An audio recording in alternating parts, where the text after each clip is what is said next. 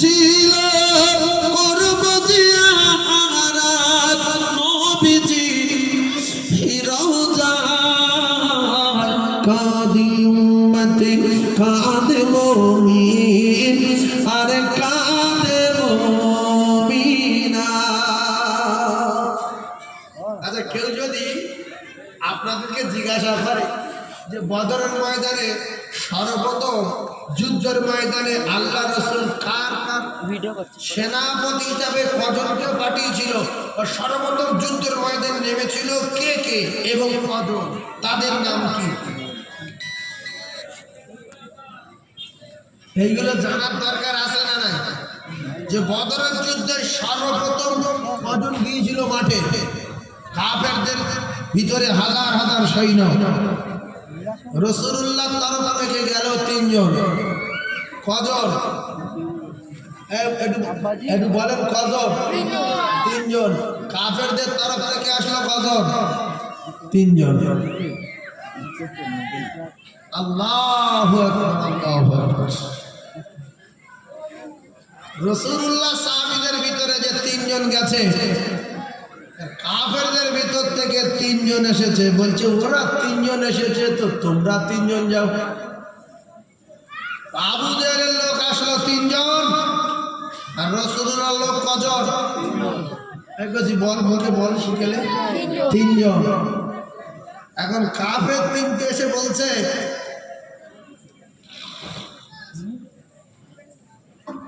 যে তোমরা 3 জন আমাদের সঙ্গে লড়াই করতে এসেছো, তোমাদের যে বড় বড় পালোয়ানগুলো আছে তারা কোথায়?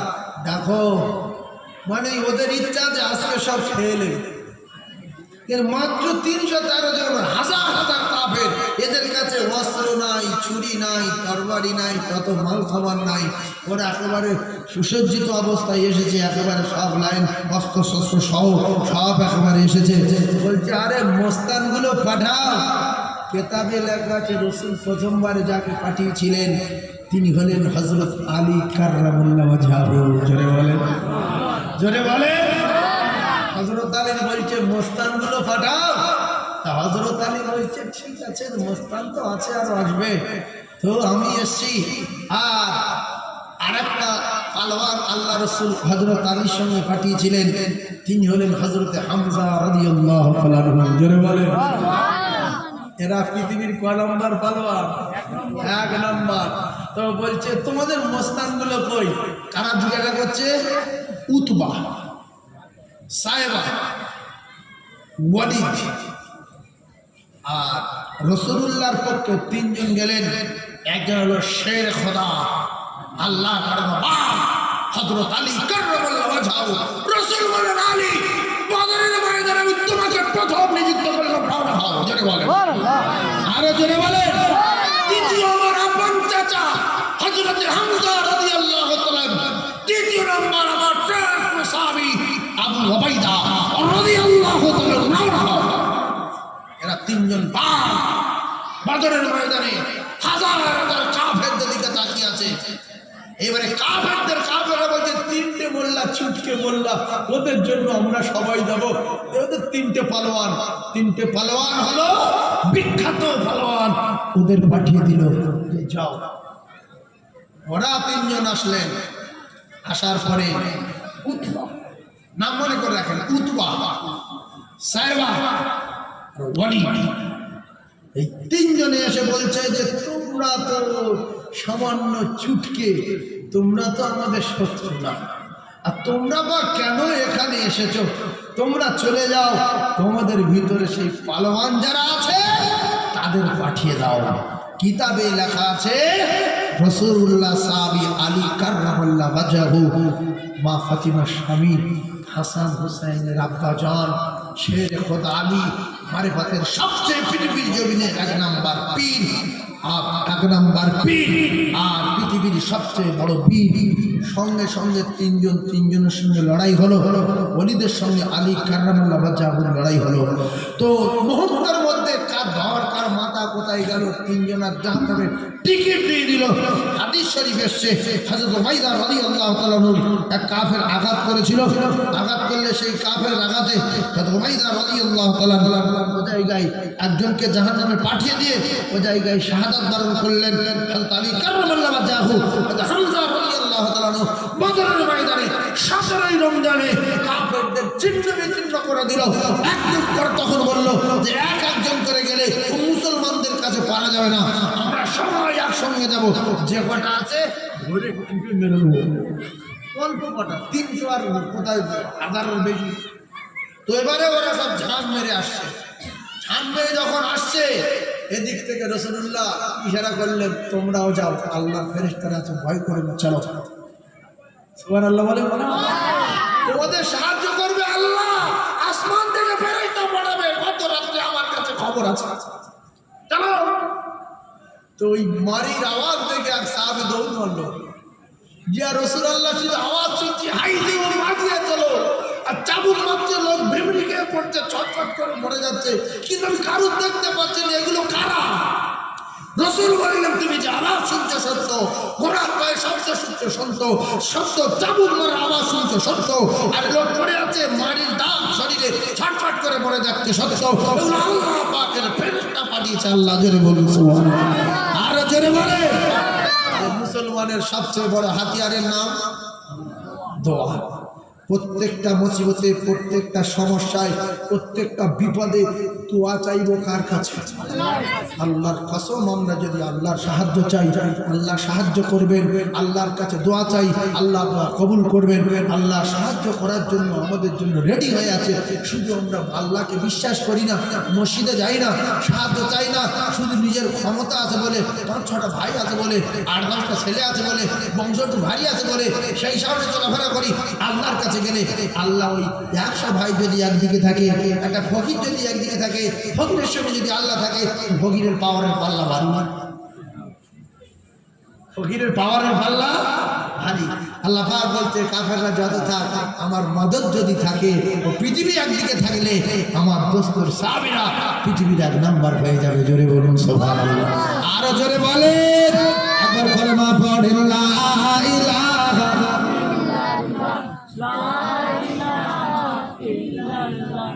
লা ইলাহা ইল্লাল্লাহ মুহাম্মাদুর রাসূলুল্লাহ।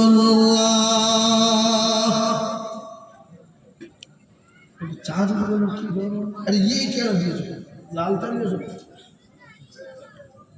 সবাই বলে লা ইলাহা, জোরে বলে, লা ইলাহা ইল্লাল্লাহ, আওয়াজে বলে লা ইলাহা ইল্লাল্লাহ, লা ইলাহা ইল্লাল্লাহ মুহাম্মাদুর রাসূলুল্লাহ।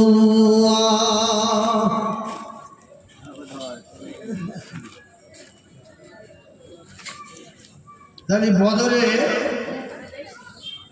সর্বপ্রথম গেল কজন? এই শিখেলেন, বদরে সর্বপ্রথম গিয়েছিল কজন? জোরে বলেন। এই ইমানদারি কথা বলছি, এগুলো আমাদের জানা থাকলে ইমানি পাওয়ার বাড়বে না কমবে?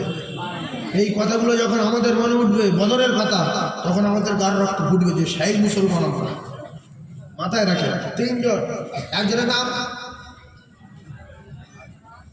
হযরত আলী, আরেকজনের নাম হামজা, সুবহানাল্লাহ, আরেকজনের নাম উবাইদা, সুবহানাল্লাহ বলে। তাহলে বদরে 3 জন। খায়বারে, জঙ্গে খায়বার, বুঝতে পারছেন? খায়বারের যুদ্ধে তো খায়বারে এক পালোয়ান, সে শুধু বলছে যে মুসলমানদের ভিতরে কোনো মস্তান টোস্তান নেই, আমার কাছে আসবে, সে তার মায়ের দুধ খেয়েছে, ঘাড়ে মাথা নিয়ে ফিরে চলে যাবে। এরকম আসে। ওখানে আছে হযরত ওমর ফারুক রাদিয়াল্লাহু তাআলা, হযরত হামজা রাদিয়াল্লাহু তাআলা, শের খোদা আলী কাররামাল্লাহু ওয়াজহাহু। গার রক্ত ফুটছে না, ফোটে না, কিন্তু যতক্ষণ না রসুল অর্ডার দিচ্ছে কেউ কদম তুলতে পারছে না, বলতে হুজুর একটা বার বলেন না, এরকম কথা বলছে, কি করে সহ্য করবে একটু বলেন? আপনি অর্ডার দেন, বলছে তোমরা শুয়ে ঘুমাবে, যাও বলুন। রসুলের কথা মতো শুয়ে পড়লো রাতের বেলা, ও কলিজার টুকরারা, রাতের বেলা শুয়ে পড়ার পরে হযরতে ওমর সারা রাত ঘুমায় না। তার একটাই কারণ হলো, হযরতে ওমর ফারুক রাদিয়াল্লাহু তাআলা বলেন, আমি সারা রাত ঘুমাতে পারি না, শুধু একটাই কারণ। কি কারণে ঘুমাইনি?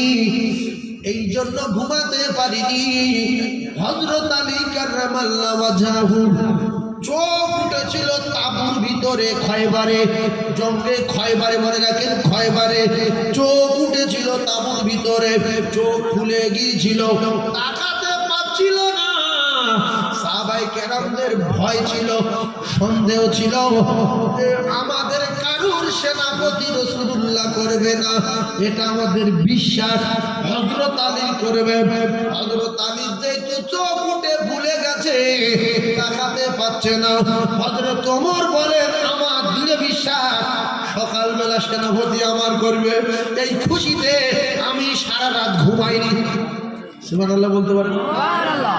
এই কথাটা যে বুঝতে পারেছে সে বুঝতে পারেছে, বুঝতে পারেনি তো অনেক কি আরো 5-7 জন এক জায়গায়, তার ভিতরে একটা পালোয়ান আছে, সে জব্দ হয়ে গেছে, আর যুদ্ধে গিয়ে মরে গেলে শাহাদাত বরণ করবে, আল্লাহর জান্নাতুল ফিরদাউসে যাবে।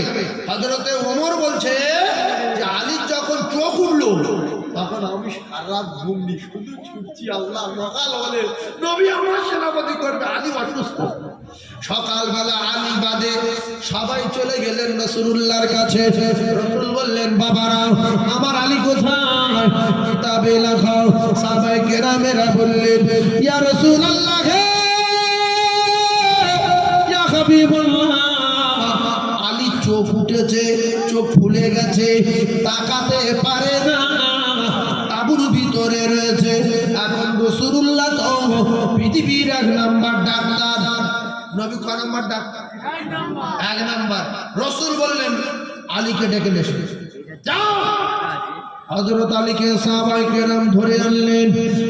রাসূলুল্লাহ বললেন বাবা কি হয়েছে বাবা? বলছে হুজুর আমার চোখ ভুলে গেছে, আমি চোখ তাকাতে পাচ্ছি না। আল্লাহর নবী বললেন আলী চিন্তা করো না, গিয়ে সব বিশ্ব নবী হাবিবুল্লাহ মুখের লালা নিয়ে শেরে খোদা আলীর চোখের পাতায় লাগিয়ে দিলেন। বলছে বাপ কেমন লাগছে? শেরে খোদা আলী বললেন ইয়া রাসূলুল্লাহ, আমি পূর্বের ভালো চোখে, সুস্থ চোখে যেরকম না দেখতে পেতাম তার চেয়ে আরো সুন্দর দেখতে পাচ্ছি, আমি এখন কমপ্লিট সুস্থ হয়ে গেলাম। আল্লাহর নবী বললেন আলী জঙ্গে খয়বারের প্রধান সেনাপতি, কয়েকদিন ধরে যে ভাষণ দিচ্ছে, বলছে ইয়া রাসূলুল্লাহ জানি শুধু আপনার অর্ডারের অপেক্ষা। আল্লাহর নবী বললেন আলী তুমি সুস্থ? বললাম আমি সুস্থ। বিশ্ব নবী বললেন আজকের জঙ্গে খয়বারের প্রধান সেনাপতি আমি আমার আলীকে নিযুক্ত করে দিলাম।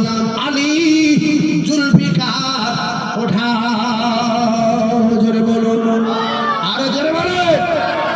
এই জুলফিকার ওঠাও মানে কি? হ্যাঁ, বলছে চলো। রাসূলুল্লাহ বললেন আলী জুলফিকার ওঠাও। হযরত আলী জুলফিকার তরবারি নিয়ে কদম তুলে রওনা দিয়েছে। মুরাক্কাব বলছে আলী তোরে নাম আমি বহু শুনেছি জিন্দেগি, তবে তুই একটা কথা শুনে নে, আমার নাম মুরাক্কাব, জঙ্গে খয়বারের প্রধান সেনাপতি, আমি কাফেরদের নেতা। পৃথিবীর এমন কোনো পালোয়ান জন্ম নেয়নি আজকে আমার সামনে এসে, আজ পর্যন্ত কোনদিন আমার সামনে এসে আমার সঙ্গে লড়াই করে সে ঘাড়ে মাথা নিয়ে ফিরে গেছে। পালা। আলী যখন পিছাচ্ছে না, মুরাক্কাব বলছে বিবিকে যদি বিয়ে করতে না চাস, বাচ্চাকে ইতিম করতে যদি না চাস, পালিয়ে যা। আপনাদের বিচারে কি বলে? আলী কি পালিয়ে আসবে? থমকা মারবে? আলী শুধু বলছে ওখানে দাঁড়া, নড়বি না। বলছে পালাসনি, শুধু দাঁড়াও, আমার কাছাকাছি যেতে দে। কেন তুই কিরম মাথা কাটিস, বিবি বিবাহ করিস, বাদ চেতিল করিস, তুই দেখবেন না। ও তো ওইভাবে এত ভাষণ দিল, কোন ভাষণে কাজ হচ্ছে না। মুসলমান পালাচ্ছে না, বসছে না, দাঁড়িয়ে চিন্তা ভাবনা করছে না। ওর ভয় বাড়ছে না কমছে? ভয় বাড়ছে। দুটা কুকুর দেখবেন খুব ডাকে, আর দুটা মস্তান কুকুর আছে, ও কোনো পরোয়া না করে সোজা যখন আসে, এ যে ডাকছিল তখন লেজ আস্তে আস্তে পিছন দিকে ঢোকে। কথা ঠিক না?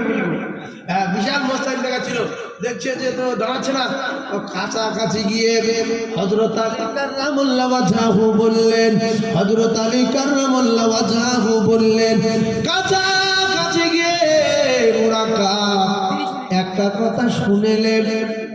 বহুত কথা শুনেছি কয়েকদিন ধরে, একটা কথা শুনেলে তোর ভাষণ রেখে দেন।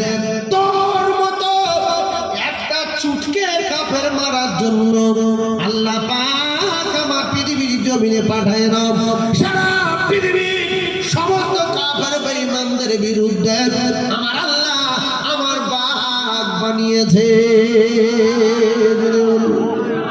আরো জোরে বলেন। আলী আলী কাররামাল্লাহু ওয়াজহাহু কার বাপ?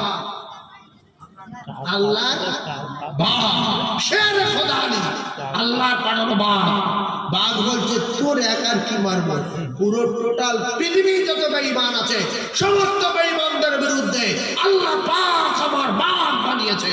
এখন ভাষণ ছাড়, বাঁচবি কি করে সেই চিন্তা কর। কাজ আমি তোর কাছাকাছি এসে গেছি, নড়বি না, বক্তব্য খুলে বল। মুরাক্কাব হাফ জীবন শুকিয়ে গেছে, যে কি বলে রে বল।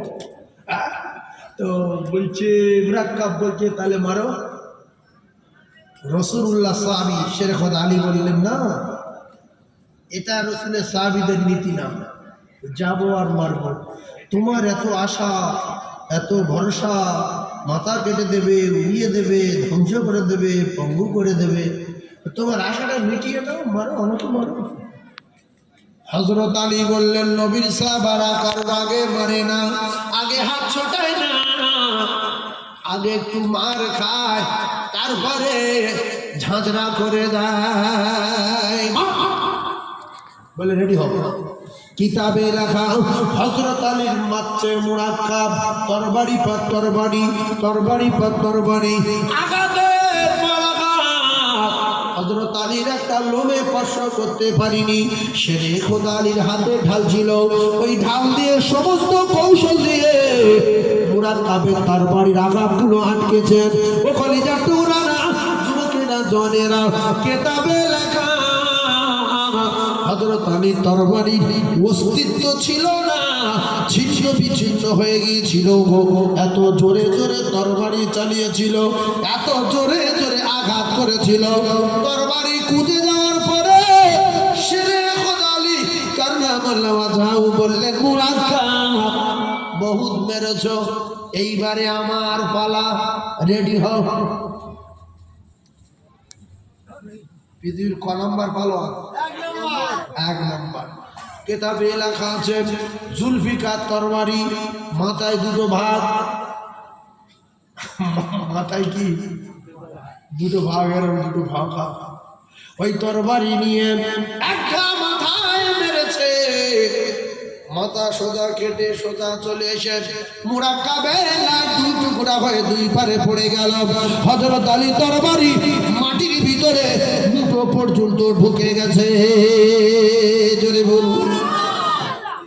আর কোন জঙ্গে খয়বার আর একজন দাঁড়াবে কি? যে মানুষ মারে, হাত কেটে যায়, পা কেটে যায়, মাথা কেটে যায়, এ পুরো মানুষের বডি কেটে ফের তরবারি মাটির ভিতরে মুঠো পর্যন্ত ঢুকে গেছে। এ কি মানুষ না কি?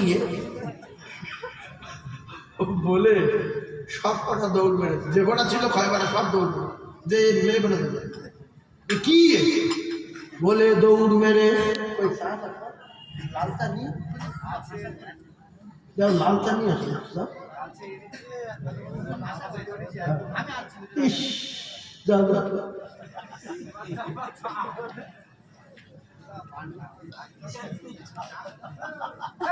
ভাই প্রত্যেকটা মানুষের যুদ্ধের একটা জায়গা থাকে, একটা ঘাঁটি থাকে। যেমন এখানে বলছে যে এখান থেকে গুলি চালাচালি